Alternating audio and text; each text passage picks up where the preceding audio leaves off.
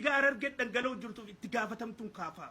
Itti gaafatamaan Juhar Mohammed kan gumaa achitti ummata keessa madaa soqee gumaa haase. Dhageeffadhu Juhar as keessa yoo jiraatte.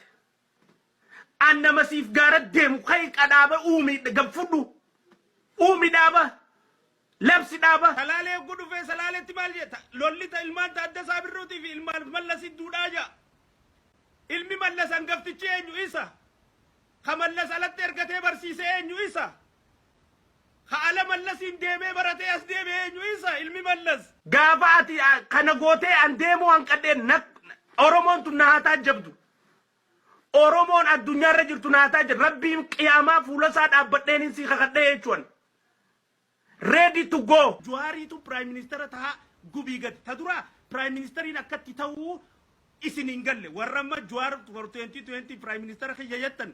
Isini fingalle akkatti Prime Minister ta'amu. Wallahi laazimul karim annama duraati siif gaara deemuuf. Warra gaara si dhaqu keessa khaduraati an rabbii tokkichaan qiyaamaa seenuu sanitti si kakadha. Alaabaa fudhu labsi qeeroo biyya keessa godi anniin deema. Do that. Taa'ee haja alaa dalage ala kanaati. Hogguu kana taa'ee manaa maal godhu jira? Inni qaa'ee godhaati ni jira miti. Godhaati mana rakkoon ararittaate miidhaan hanganaagge balaan akararittaate miidhaan hanganaagge jaayachuu mana isaa keessa nagayaan taa'e. Ati ijoolleen sirraa madooyitee haatame jirti.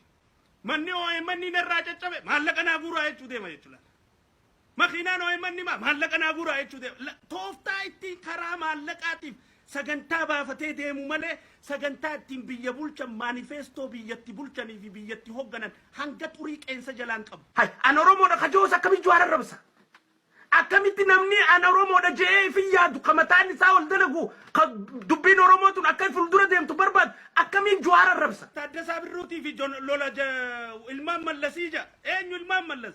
Hangafni ilmi Mallasii isaa jechuudha. Ka arrabsamu jiru Oromoodha malee Juharii miti. Karabsu bojur ummata Oromo kayni ol qabu barbaadu sani malee Juharii miti. Skolaariin asii deemee barate.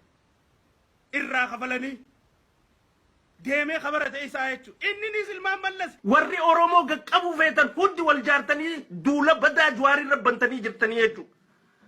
Duula kana Juharii irraa ittisuu qabu naafi isini. Oromoo hunda. Tanaafi waan gootan hunda keessatti daangaa hin tarkaanfatinaa. Daangaa hin qaxxaamurida waan gootan keessatti daangaa dabruun gaarii miti. Namni tokko hisaaba irraas faarsuun gaarii miti. Hisaaba irraas waa abaaruun gaarii miti. Nuyi warri wayyaanee guusse badhaadhina. Nu waa nyaachisa maal irraa eedda? Nama mootummaa waa nyaachifti maal irraa eedda? Kanuma